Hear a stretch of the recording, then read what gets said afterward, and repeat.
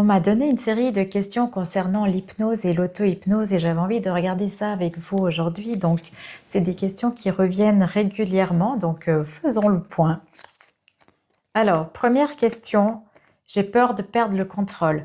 Donc, en hypnose, vous entendez et vous comprenez tout ce qui se passe. À tout moment, vous pouvez ouvrir les yeux et sortir de l'état d'hypnose. Donc, aucun souci, vous ne perdez jamais le contrôle.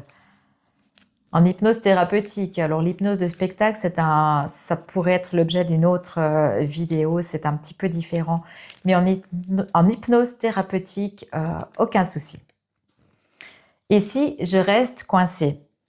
Donc c'est un état qui est naturel, que vous expérimentez plusieurs fois par jour sans même vous en rendre compte. Et c'est comme quand vous dormez automatiquement, vous allez vous réveiller.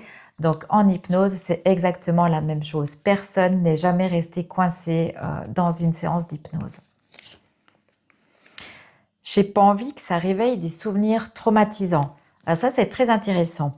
Quand on fait des séances d'auto-hypnose, dans la formation que je vous propose, on apprend à faire des suggestions positives et on se focalise uniquement sur le positif. De plus, on active des sécurités qui vous empêchent d'avoir des pensées négatives. En auto-hypnose, vous ne risquez absolument rien. Maintenant, si vous faites un travail chez un thérapeute, il faut savoir que vous ne pourrez pas avoir accès aux souvenirs traumatisants si vous n'êtes pas prêt à faire un travail là-dessus. Le subconscient ne vous laissera pas vous connecter à ces traumatismes.